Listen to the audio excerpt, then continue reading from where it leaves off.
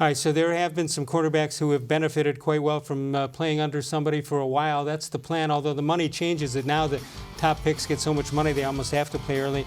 Here's Bernie-Kosar, drafted by the Browns in 1985 in the first round. Of course, they had that supplemental draft that they made up. Was a backup to Gary-Danielson, but Danielson hurt his shoulder in week 5 of 85.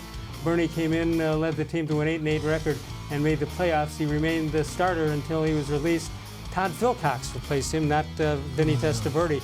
That was in 1993. All right, you have Tom Brady. He turned out to be a pretty good backup for 1 year when he didn't have to play at all.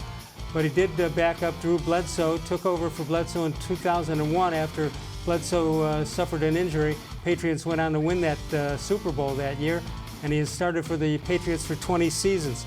Then you have Aaron-Rodgers, pretty good list here. Aaron, of course, played, he was the 24th overall pick. He played 3 seasons as a backup to Brett-Favre. That's a pretty good combination. Became the starting quarterback after Favre was traded to the Jets in 2008. Did you actually remember, because I didn't, that Favre went to the Jets? Was that after the Vikings? I think it was before the Vikings. I think he finished with the Vikings. I remember the Vikings, not so much the Jets. Yeah, I don't remember the Jets at all. 2-time NFL MVP and 1-time Super Bowl champion. That was in 2011. Then you have this guy, Patrick-Mahomes. I think he's done a pretty good job. Sat out the first year because Alex Smith was there. Became the starting quarterback after Smith was traded to the Redskins in 2018, and became the NFL MVP in 2018 and the Super Bowl champ in 2019 in his first 2 seasons as a starter. It's pretty good. Yeah, what's resume. left? It's almost like downhill from here. Right, right. Do you subscribe to my theory on drafting that the Cleveland Browns should just take the best Buckeye available? Which they haven't even taken the third best Buckeye available. It's almost like they're allergic to drafting Ohio State players. They got Ward a couple of years ago, although he hasn't panned out for injury purposes. So anyway, our staff came up with the guy that they'd like to see Baker Mayfield's backup. You ready for this? Okay. Case-Keenum. Yeah, that's my response to any of those guys. Played under Stefanski, though, at Minnesota. Yeah, but didn't he?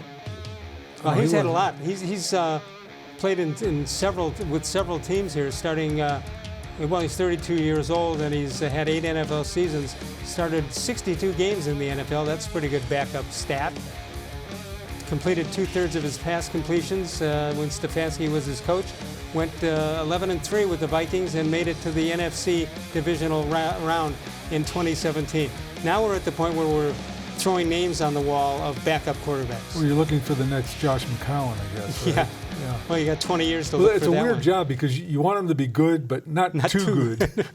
I mean, not too bad. You want him to be in between. I've always wondered, though, why, and every coach says it when a backup quarterback comes in, well, he didn't get the reps. Well, why don't they get the reps? How tough is it to find reps for them?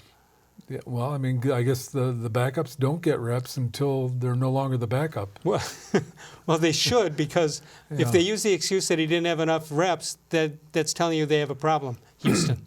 I would imagine in Green Bay that the backup gets reps, because I think Aaron-Rodgers pretty much knows his way around the huddle. So it depends and on Lambeau Field. Yeah.